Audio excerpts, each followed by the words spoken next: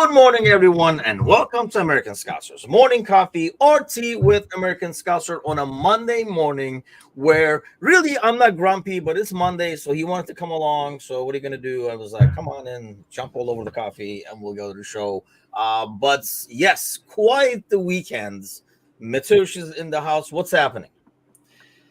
Not much. Everything's going really well. I was going to say, just because Grumpy is out doesn't mean we are grumpy. It is a Monday. Grumpy has to be here. It's in his contract, a contract that he's hoping that we extend for him. I don't know what's going on. There's just a little bit of back and forth right now, but I think he wants us to show ambition. I think. See, if we're like sharing and stuff. Oh yeah, but I know one of his close friends is on a different podcast. I think it's like a Hala Madrid podcast. So we're going to see how that goes. Yeah, by the way, I'm not even going to show that. You know what? I should show that comedy. But Sergi, of course, shared this tweets outlining. I love how this whole Trent must have really good PR because it's being twisted as, he wants to be sold on the project. And, that FSG. So all this can be put on FSG.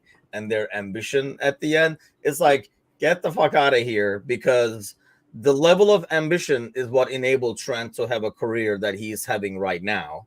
So why would you think that it would be like if we did what everybody wants, like go the city way, there would be like another like $30 million right back sitting behind Klein, or probably playing over Klein actually, because Klein would be considered not good enough at the time. So Trent would have never played. So for Trent to come around and say something like, I want to see ambition, it's like, get the hell out of here. Go over there and see some ambition. But I don't even think Trent is even saying that. I think it's just I don't think he is either. But you want to talk about ambition, you want to talk about the best start to any Liverpool manager ever. I mean, that's what more do you need? And it's not just, hey, this has been kind of a cupcake schedule kind of thing. It's been playing from behind. It's been playing with injuries. It's been playing in different atmospheres. So I think everything involved. When I'm looking at it from my perspective, from an outside perspective, from a Chicago perspective, the ambition is there. The players are there. The outside of your main core, there is a lot of youth in the club. When we talk about guys like Gravenberch and McAllister and Soboslai, they're all 22 to 24 years old. This is a very young core. You talk about Kwanzaa and Bradley, and obviously, the left back situation that can be taken care of. But even Gakpo, Nunez, Diaz is what, 27, 28. So he'd be the oldest of this new core. I don't know what more you need from the ambition side. Yeah, so that maybe Trent wants Van Dijk and Mo to sign to be done before he signs. I don't know. I mean, like that tweet was all like, I tried to see what the account was, and I was like, oh yeah, he just made this up in his dream, or in the bathroom this morning or something like that. So he was like, you know what, I think this kind of a thing. So I don't know. The more thing we'll talk about, because that tweet or the Instagram post kind of like started a lot of discussion depending on how you read it. But I mean, the big thing is this weekend could have not gone any better. I don't even think anybody could have dreamt of this. We would say point loss, but we would not expect both of them to lose. And going back to what you're saying, they lost to Bournemouth. And if we beat Bournemouth, it would be, well, these are the easier games on your schedule and stuff, especially when it's considered away games. There's really no easy games. You got to go out there and play consistently and win them. And this is just, I mean, like we got a lot of stuff for it in the beginning of the season. Oh, they're playing, this was the easier schedule and stuff. But we're now seeing like Bournemouth is not that easy of a game when you win it. Yeah, and neither is Forest. Right now, that loss to Forest looks really good. I mean, do I expect them to stay in the top four? Probably not. But based on the start of the season, it's not as bad as it was, a couple of years ago when they were sitting 19th, 20th. And you lost 1-0, right? That's a different kind of story. So it's perspective is a hell of a thing, right? And I think sometimes we can all learn to maybe sit back and observe something from a different perspective. And I think sometimes, I mean, we do this to ourselves too. Like we say, when we dominate a team and don't let them play, we're like, oh, they're shits. They can't do anything. They're just bad. But when it's somebody else, we're like, the other team gets the credit. It's like, oh, Arsenal dominated, City dominated. But if we do it, it's like, oh, they were the past. Diminish. I think it's like a self-defense at the same time. Yes, birthday, Sergi had like a 40, like a Prince style, mature style birthday weekend, like 3 days and 3 nights of parties that got canceled, rescheduled based on how the games were going throughout, I think. But I'm assuming, I don't know if you heard the story, but we were in the post match, and at halftime, I think it was halftime, he was like, yeah, just cancel the reservation, can't go out and celebrate his birthday. But I would think by now Sergi's wife knows that, okay, you'll come around. Or Liverpool will come around. Maybe she has more faith in Liverpool. Slot still hasn't been tested yet. We haven't played the team above us. Well, at this point, we won't, right? I mean, it's from here on out, you can argue that you won't have to play any team above you for the rest of the year, depending on how things go. And he was talking about yesterday. I mean, that kind of like worked out great as well. Not that, I mean, yesterday's games were more intriguing to see, like where United is at now, where Chelsea is at now, like the Spurs Villa, just because it's a matchup, like what's going to happen out of there kind of a thing, which I thought that was like a really shocking result in some ways. But I mean, do you even worry about those teams? I mean, at this point, are we just worrying about City? Let me ask you that. Or do you still have Arsenal in like the rear view mirror, Arteta's Lego head in the background? Like, I think they still are there only because they are the only team to have been close to challenging the last 2 years. So I think you have to give them that bit of respect until they show otherwise.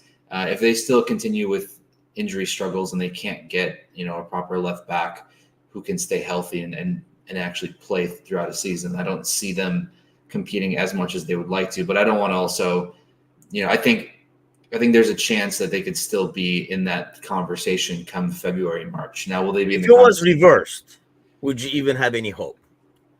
If we reverse around us and Arsenal, I guess it depends on how those points came to be. Did we lose the points because of bad games, or we lose the points because we were missing key players?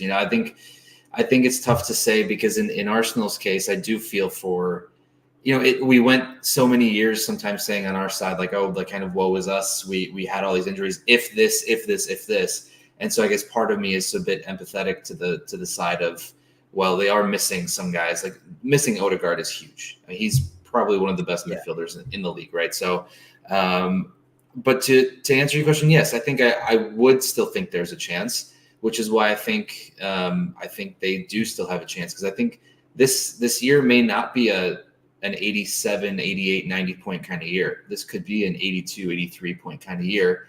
And I think there are 3 teams that could get those 82, 83 points. Yeah, I'll be honest, like if the roles were reversed, partially because maybe I would say at least, oh, Slot is new, we're trying like still put it together and stuff like that, but I would not consider us to be able to, we'll come back and go on like a 15-game winning streak and like make up that gap, especially because the gap is with 2 teams, right? You can see one team going through like a rough patch of like 2-3 games and you make up 4 or 5 points suddenly, and then you play them kind of a deal. Mm-hmm. You're chasing both teams, and both teams were in like decent form on like usually kind of a thing. And I think that's if I was an Arsenal fan, and I think a lot of Arsenal fans are. We'll find out tomorrow on the panel. Alan should be back from his vacation, see where he's at. I know when we talked before the Liverpool game, he was kind of downplaying, and a lot of Arsenal fans were downplaying that, like, oh, even if we lose, we're still in it. The season is not over and stuff. But now I don't know if that tune has changed or where it's at, because it goes back to what you're saying, right? Like where the points are lost from. Sure. Yeah. It would be like a big deal. Spike says too early. We need to worry about any one of the top 6. See, now I don't think it's too early anymore. We're a quarter of the way in the season.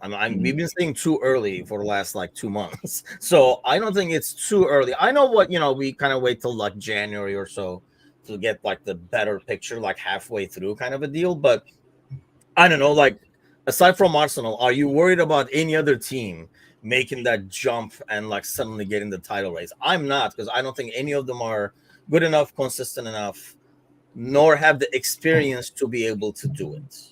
Yeah, I think give it another year. I think Chelsea could be one to look after potentially, depending on how Enzo's first year goes. I think they have the talent there. The only other team that I was possibly thinking of was Villa, but after that game yesterday, it's hard to feel like they would be consistent enough. If they lose that game 2-1 kind of thing and they don't really fall apart as much as they do, then I can see it. But that was not a great way to end that game. And I feel like that sort of mentality to finish games that way is really hurtful for the entire year.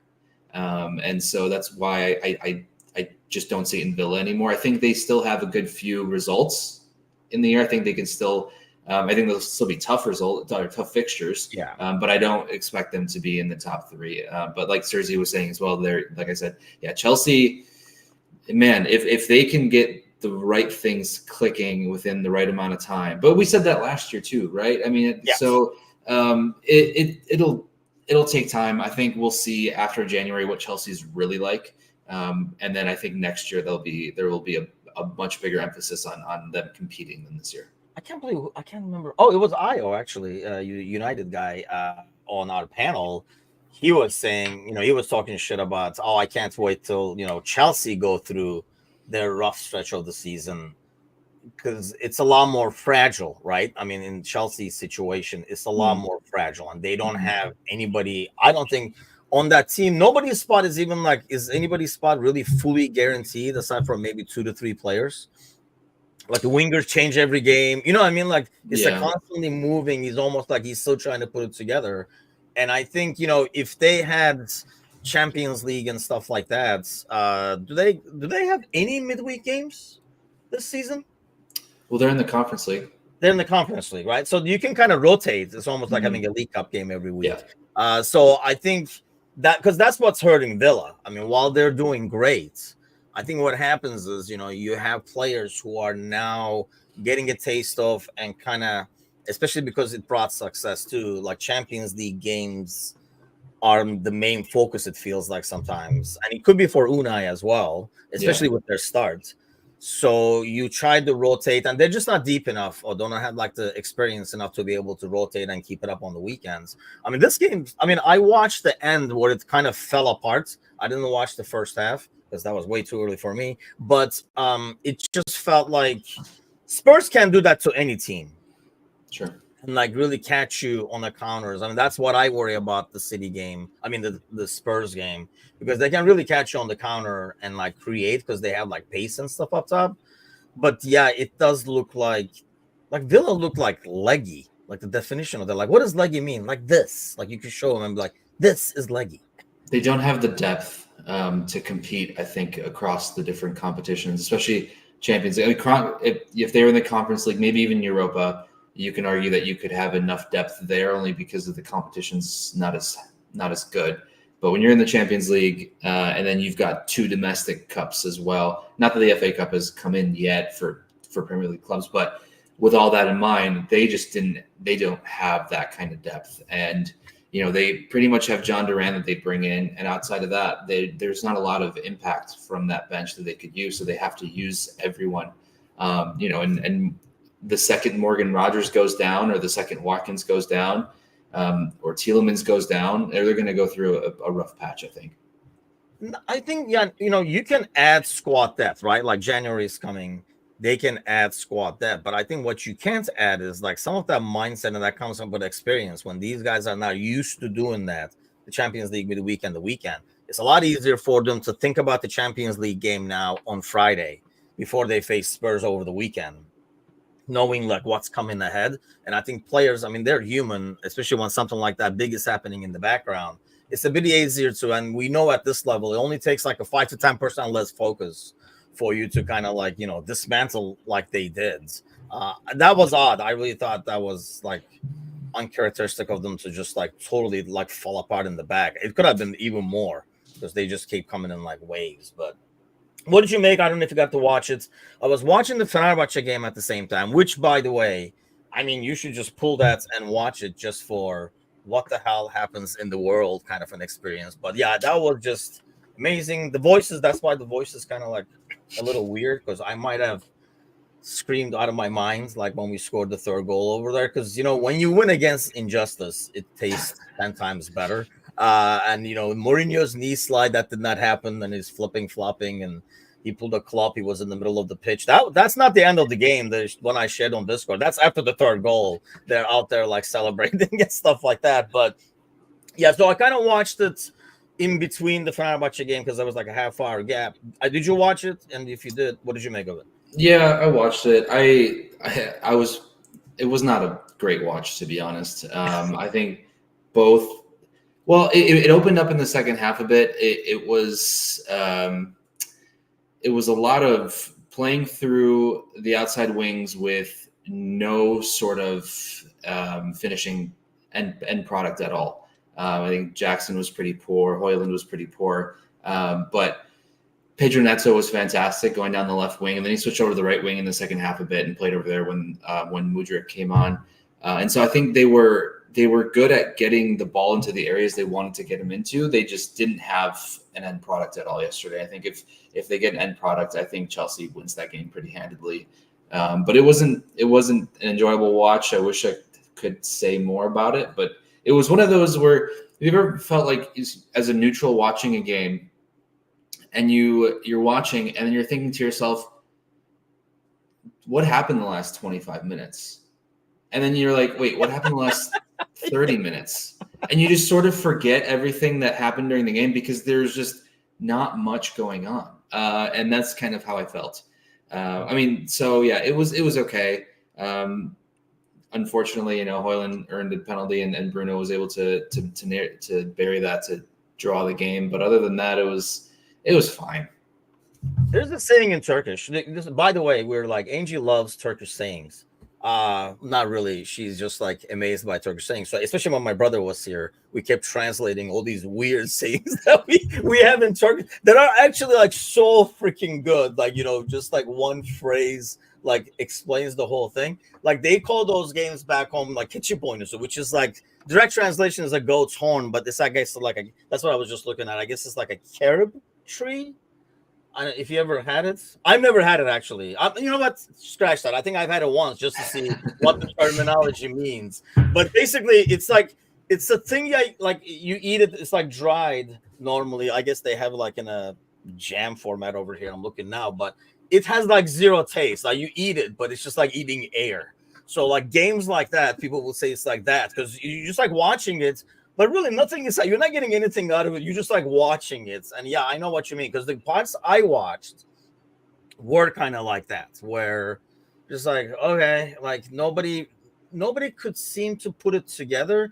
It looked like a preseason game or like a week one game where everybody's playing with each other for the first time. There wasn't enough connections to kind of like dominate possession, dominate the game, and stuff like that. 30 seconds they would do. Oh, we got a set piece.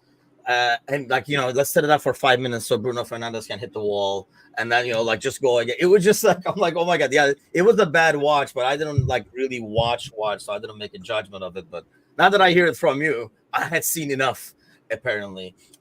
Tamer says, yeah, I watched the Mourinho interview after the game. Yeah, he went off, man. It was freaking awesome, and this is exactly. There's like a huge thing back home. There's a lot of behind the scenes stuff happening, and basically the VAR guy was pretty much, and Angie is my like litmus test for things like this, because obviously how it is, mom. You watch a game, we're like that's a penalty and stuff like that, and the other person, the objective person, she's still rooting for Fenerbahce, like whoever I'm rooting for, but can be a bit more objective. Yeah. Like even when she's like, what the hell is that? What the fuck? And stuff like that. And I'm like, okay, so it's just not us. I mean, this is basically like a global thing. Yeah, I mean, go watch those highlights. Basically, Fenerbahce was up 1, but they had no business being up because they were kind of like being on the back foot. But then 2 penalties in 2 minutes, both from 7-minute VAR watches given to Trabzon.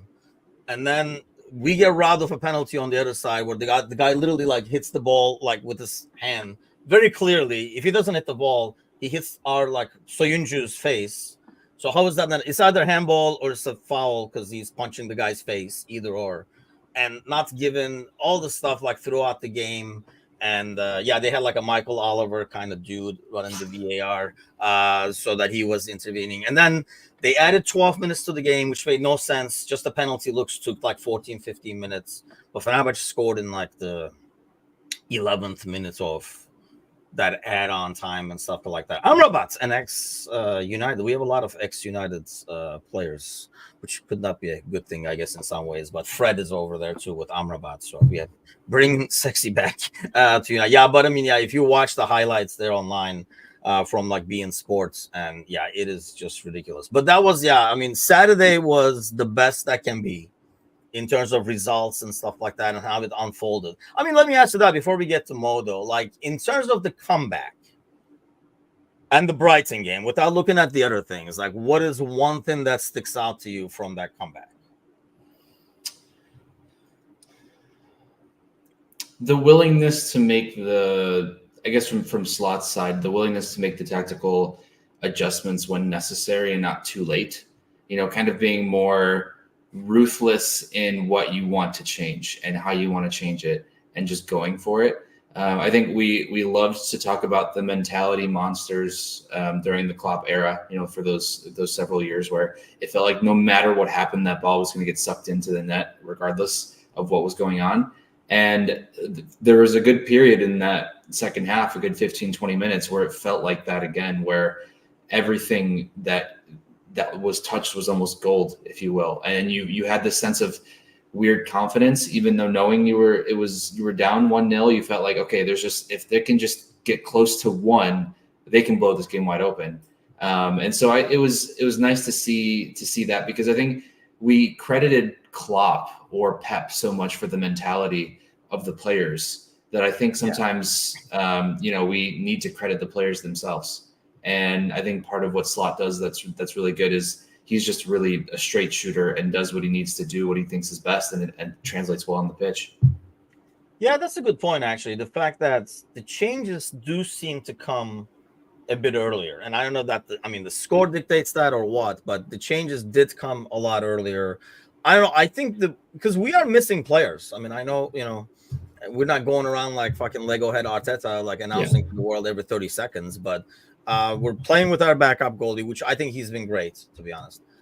So we can't even tell because the backup goalie has been so good. So you're not really missing the actual, one of the world's best goalies actually not playing.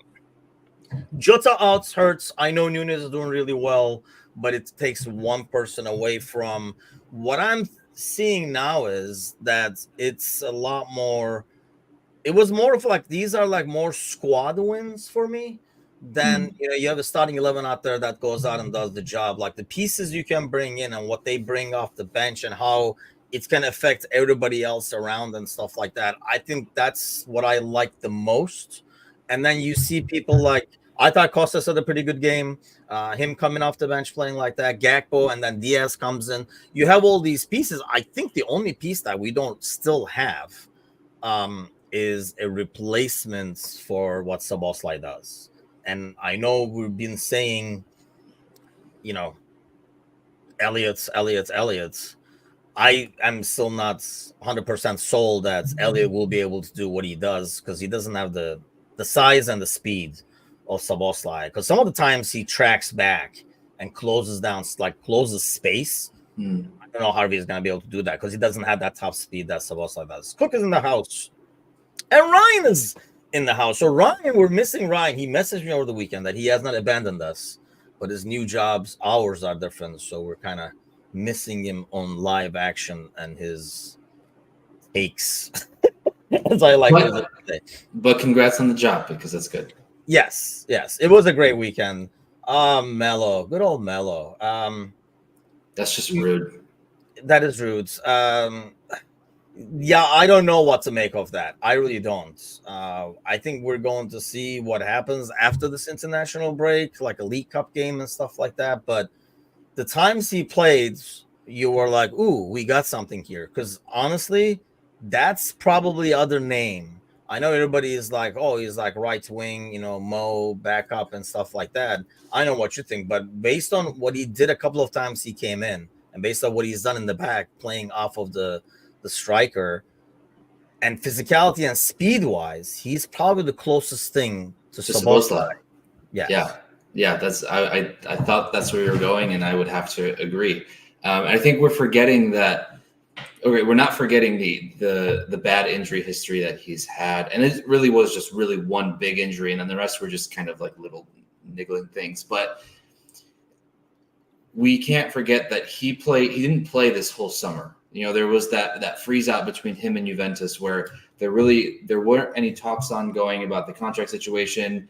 He wasn't part of Thiago Motta's plans, so he wasn't really training with the team. So he really wasn't getting any sort of physical. Obviously, he's training on his own and working out on his own, doing stuff on his own, but that doesn't always translate to game level and to actual like league level speed and stamina. So I think because of all of that, when he came in, maybe it was too much too soon and he needed to be bedded in a little bit slower. So I do think that come maybe December, that's my hope, is that we'll start to see a lot more of him and a lot more consistently.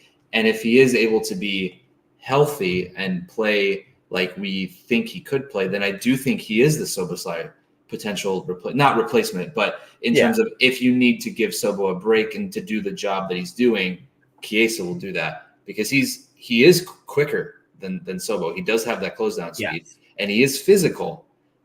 He's just a lot more forward minded. Not that Sobo isn't, because Sobo is pretty forward minded, but I can see that is what I'm saying. I think Sobo almost has to have to learn to be a bit more defensive minded. So that's kind of like, I think that's what he struggles with at times. His mind is all over the place, getting used to that. So do you put the blame on us then that he's running into these issues? Because like he came into practice, you're like, hey, I'm Arna. Here are the boys. Go start practicing with him. And they were practicing at a pace that he was not ready for because he did not have the preseason. So do we not approach it the right way when he first came in? Because he didn't mention, I mean, what you said in terms of not having a preseason and, he couldn't get used to the pace of the Premier League and all that kind of stuff. But he mentions Robertson, for example, them handling Robertson a different way in terms of managing his minutes, knowing he was out during the preseason with the injury. Maybe we didn't take the same care with Chiesa. Maybe, and we just didn't know what to expect or what his body was capable of when he first came over. It's hard to say, but I think we just all got so excited about the idea of it, and then seeing him for a few minutes added to that excitement, and then now it's just sort of probably one of the more dampering moments of the season is having to deal with that because the rest of the injuries we've been able to go through and almost expect, like we expect Ali to get hurt, unfortunately, every year. We expect Jota to get hurt every year. You expect Jota to get hurt, yes. No, everyone does. Come on. We don't necessarily expect Harvey to get hurt outside of that one horrific injury he had. Really? I expect Harvey to get hurt. Really? Yes. Okay, so I guess in your mind then everything is not like this long maybe, yeah. But I expect Harvey to get knocked. I think that's because he's a little dude. He just doesn't have that frame. Imagine if he was maybe like 3 inches taller and just had maybe an extra like 30 pounds to him, man. He would.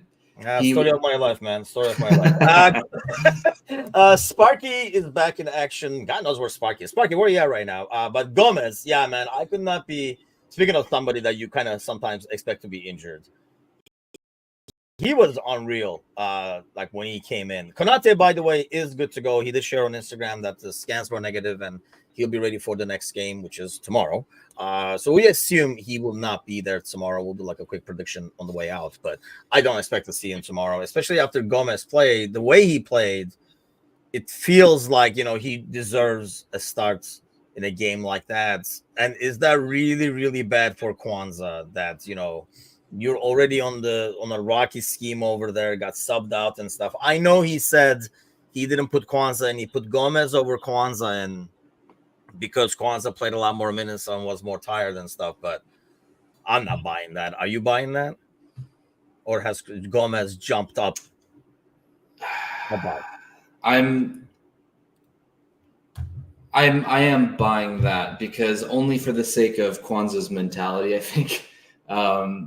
because this is one of those make or break moments. I know he's still very young, but these kinds of moments, and I think you guys talked about this on Friday with Kazi, about the mentality of young players and what in the psyche and what these kind of moments can do to them.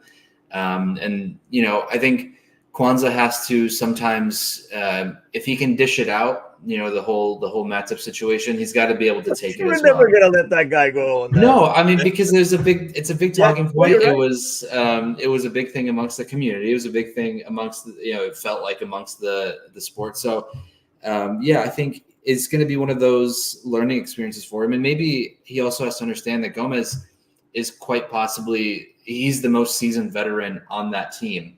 If you think about the club itself, he's been there the longest, right, out of anyone else that's been there. So he knows what's expected of him. He gets the job done when asked, and he just hasn't had a much chance to play this year. So maybe this was a chance for him to really just kind of throw darts at the board and see where they land.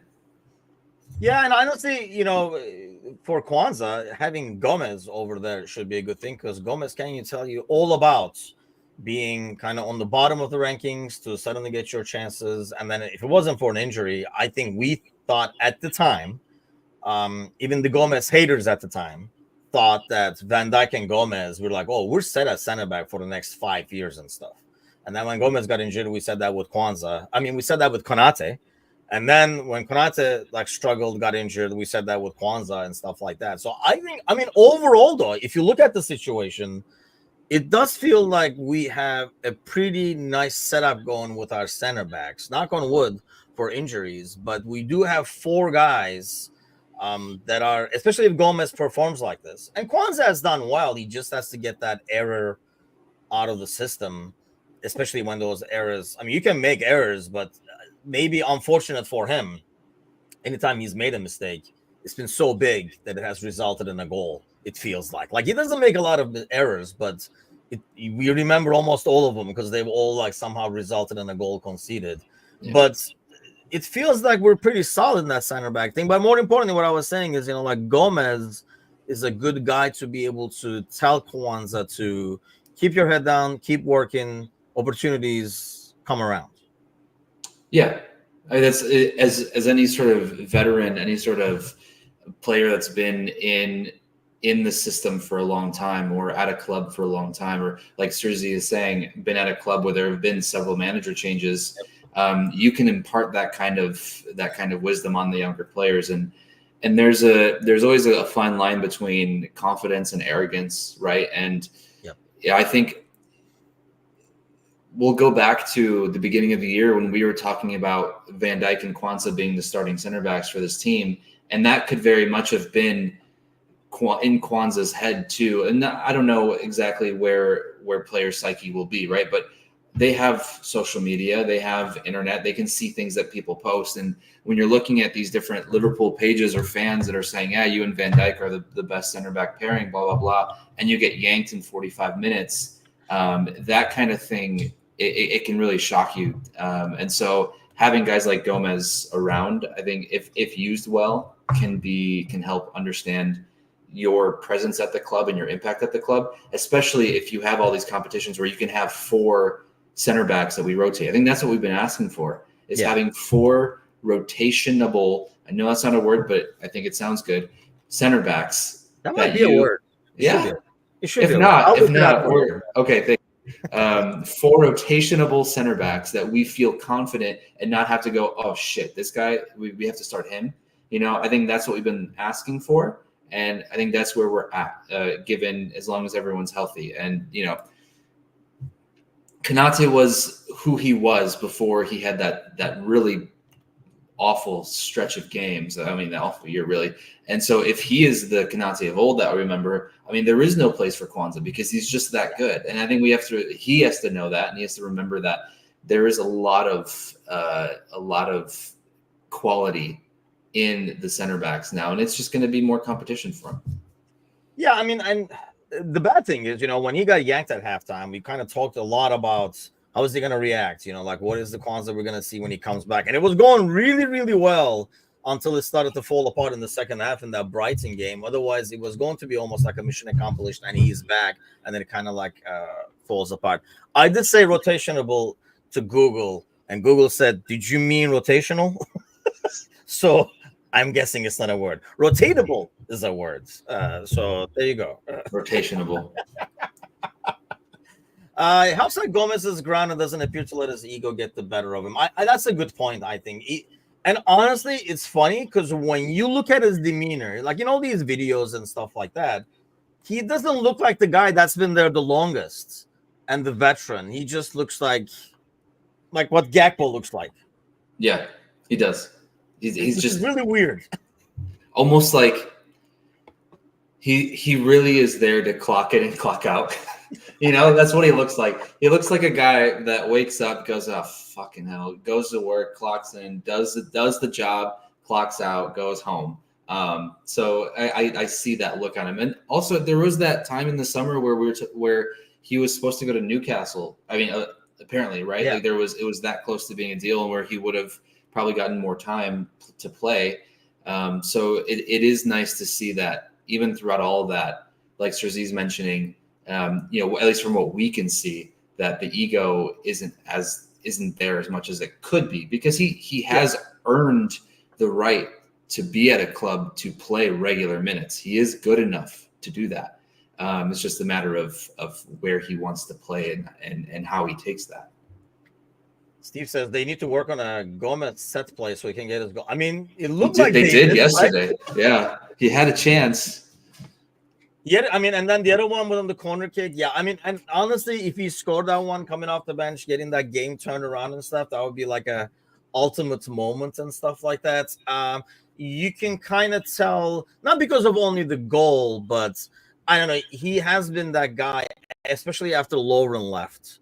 He took over the Lovren torch, and anything that went wrong was somehow Gomez's fault, because it was never Trent, it was never Van Dijk. It must be the other guy, kind of a deal. So I really like overall his professionalism and stuff. In some ways, for his sake, it was actually like somebody just commented actually on a very, very, very old, like a reel or a short or whatever we put out, where we're talking about Gomez in the summer, like when those rumors were coming out. Basically us saying we wouldn't want it for Liverpool, but we kind of wanted it for him. He's that kind of a dude that you want the best for him, and you want him to get an opportunity, especially he had the national team in sight, and that would have been like a huge thing for him to end up going to the World Cup and stuff. Yeah, 100%. He's not that young anymore where it's like, oh, he'll get his chances kind of a deal. No, but he's still, especially seeing Van Dijk and seeing guys like Thiago Silva, we've talked about being able to adjust to your game.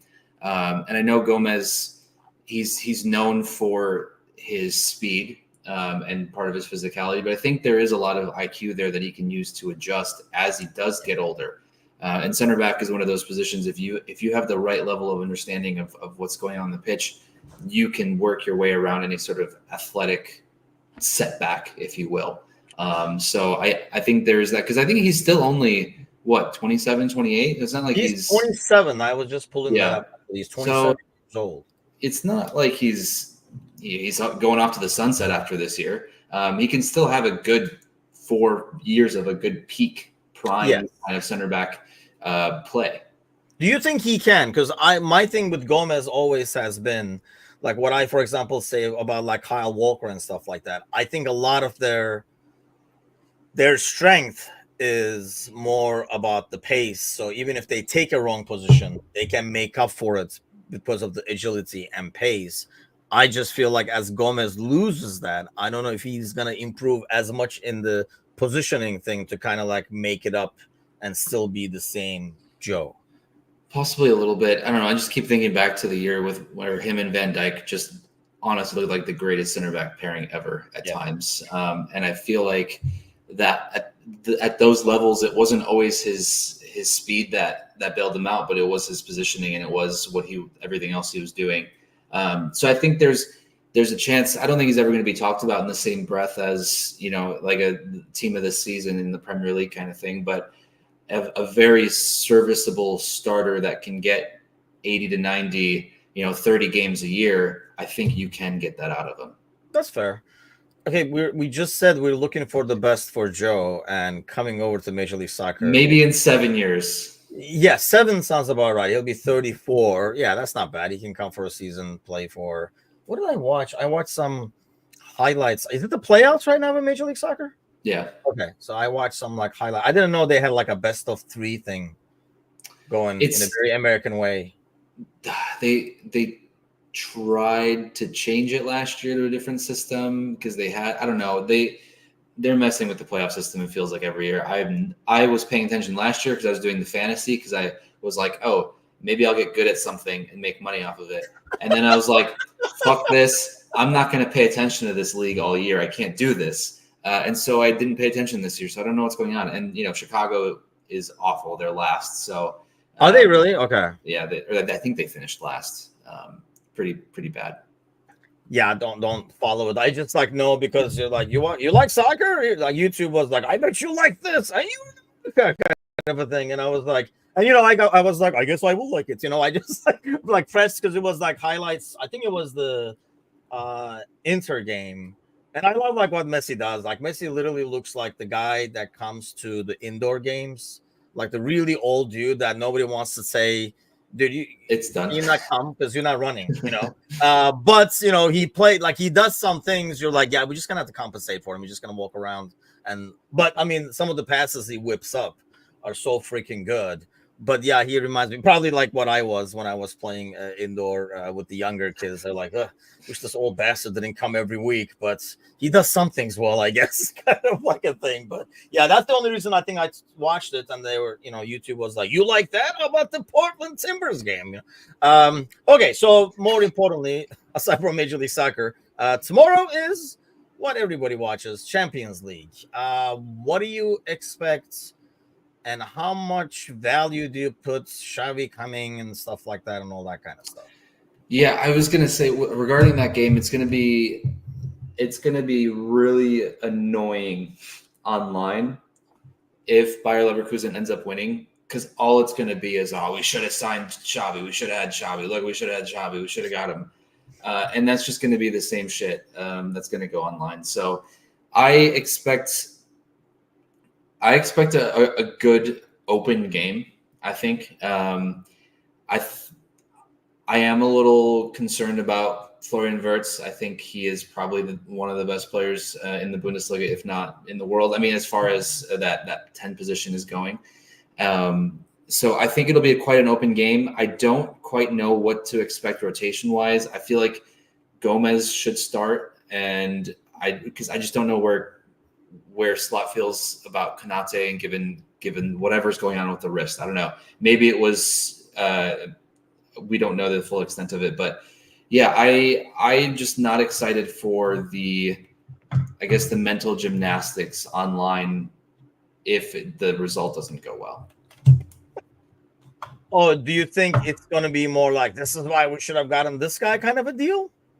Yeah, it's going to be like that all over. Really? I mean, I know what you mean. And I think 2 months ago, I would have, when the draw came out, I would have probably told you the same thing. Maybe you're right. Yeah, I just would think that you would hope people would be over that now based on the start we've had. But it's almost like I don't know how much credit Slot gets. And I can see, what you're saying. Some people saying like, oh, no, it's so Klopp's team kind of an ordeal. Let's see. I was trying to see what they did. They beat Feyenoord 4-0 away. They beat AC Milan at home 1-0. They tied Brest away. That was like a shocking result for me, but Brest is like on top somehow in the Champions League. And then obviously this is the 4th game. So they have like 7 points from there. I would think for Leverkusen, they will be okay with the draw coming out of here and take a point out of Anfield, and a lot of teams will. Are you okay with the draw, taking a point out of here and then moving on? Yeah, I think they're one of the stronger teams in the Champions League. I think they're when the fixtures for the Champions League came out, and I was kind of going down the list and looking, I think between Bayer Leverkusen and Real Madrid, I thought if we could get 2 points out of those games, I think we'll be fine. I think we'll be absolutely fine. I think we'll be happy with that because the rest of the games looked manageable. And if you can get 18 points from the rest of the games, then you're doing fine. So I think that's how I was looking at it, and where we're at right now in the season as well. I would also be okay with the draw, only because I don't want to. I feel like we end up getting these narratives in our head about needing to get 3 points every single game and having to win every single game and going on this 18-game win streak, and ultimately it feels like it always collapses at some point, and then you go through a really rough stretch. So I think having some of those games that that just kind of temper those expectations a little bit are good, just for the mental psyche, just for as fans. But yeah, I mean, a win would be obviously absolutely fantastic, but a draw, I don't think we would be disappointed with a draw, unless it's one of those, hey, we had 13 shots on goal, we were up 1-0, and then they scored in the 92nd minute to tie it. Then that would be disappointing. Steve says he's hoping for a draw. I don't want us to get overconfident after the comeback. I don't know. There's something to be said about momentum, right? Especially what I was talking about. You get more squad wins. That's kind of like a big ordeal. And I guess the way it would help is as you approach after this, we play Real at home.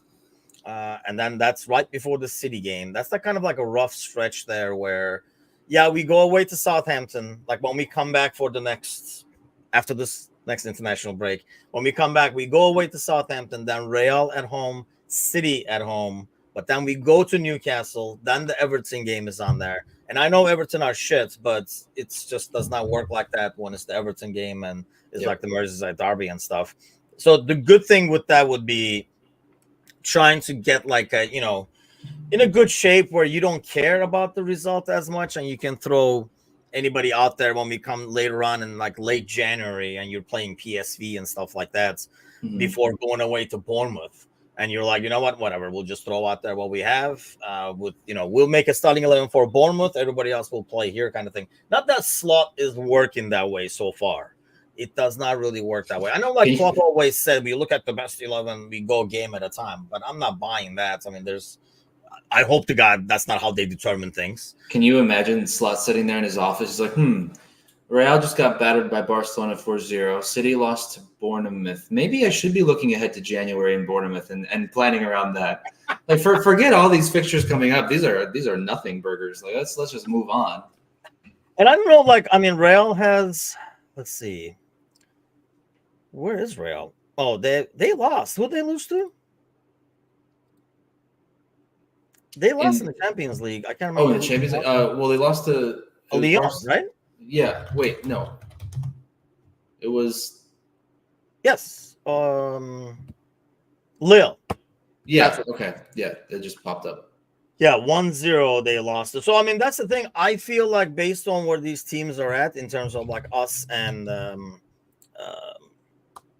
Leverkusen in the Champions League standings, I think both teams would be okay with the draw. But the good thing about the 3 points, like I say, would be one, momentum, and two, the fact that you can kind of think about rotating and stuff like that. I don't know, it's really tight right now, so it's really hard to tell where you're going to end up and stuff like that in the Champions League standings. It's only 3 games in. But I would think as we go by game 5, you'll see a gap. It will be kind of like the Premier League standings, where there'll be a gap and you'll be able to know, these guys are definitely in. These guys are going to fight for a guaranteed spot, and these guys are going to fight for a playoff spot. Yeah, because I'm looking at the standings right now. It's actually fun to look at, given what 4th through 8th looks like with Monaco, Brest, Leverkusen, Inter, and Sporting. But then you've got teams like Leipzig in 31st, Atletico Madrid 27th, Milan in 25th, Bayern at 23rd, where you feel like PSG in 19th, where you feel like those teams are going to have to get better, or they're going to have to get some results. And so we could see a lot of movement between 10th and 18th in these next two match days. I think it'll be really interesting to see. Yeah, because this is what I mean. When you look, everybody over here is about the same spot. So in 3 games, I think we will see the top 4 or 5 pull apart a bit more.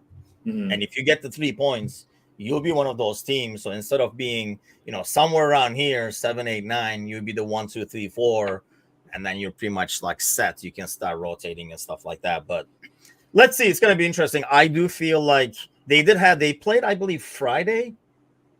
So they did have like an extra days of rest. But then again, we are home and those games kind of, I just hope that we start the game. Let me ask you that, I guess. Like, you can kind of tell how we start games physically compared to like when we come back, when the comeback starts the second half and stuff like that. What do you allude that to? At least we're not conceding as much when we're doing that. I know we did this game, but we used to concede within the first 10 minutes when we started like that. But why do you think we're not as physical starting games?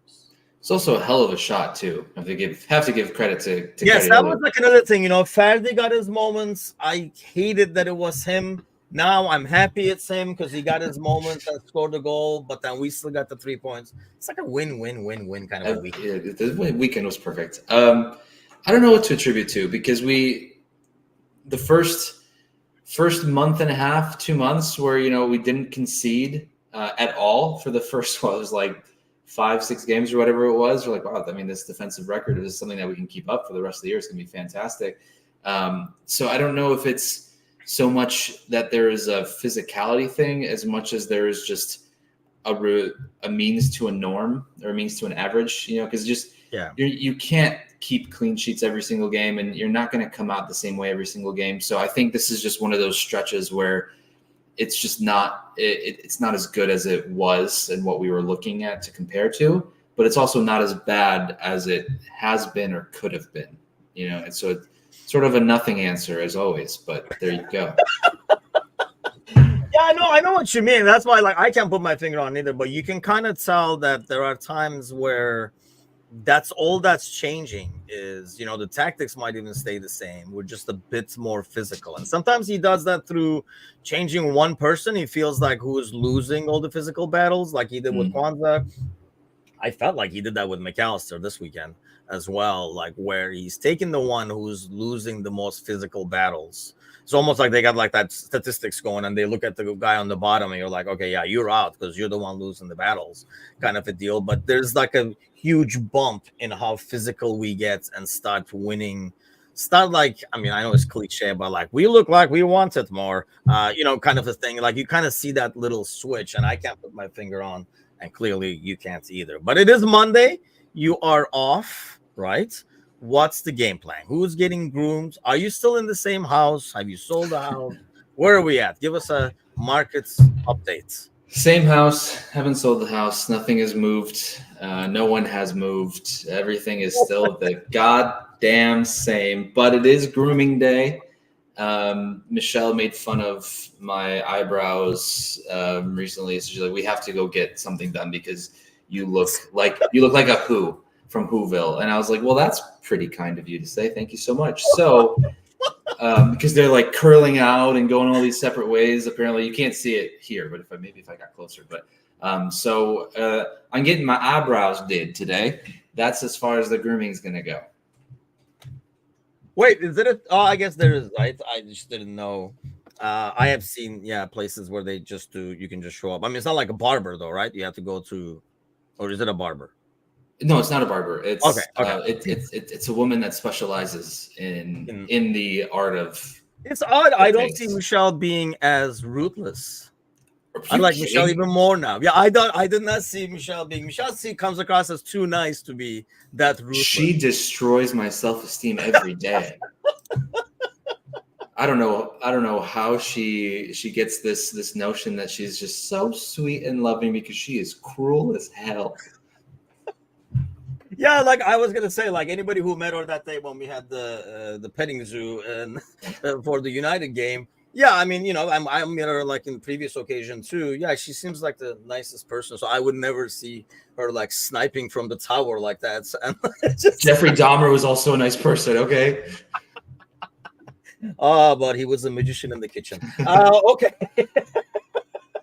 We'll be back. I'll be back tonight with the boys. 7:00 Central, 8:00 Eastern. As always, we are up to 957.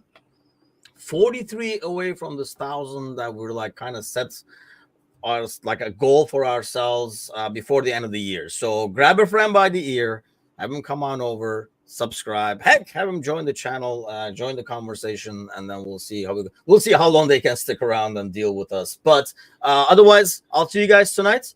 You have a great cool moment and get that thing taken care of. Get those eyebrows taken care of. Good thing Michelle is not in this house. God knows what I would hear. But yes, and then I'll be back tonight with the boys, and we'll be admiring Bickler's stash.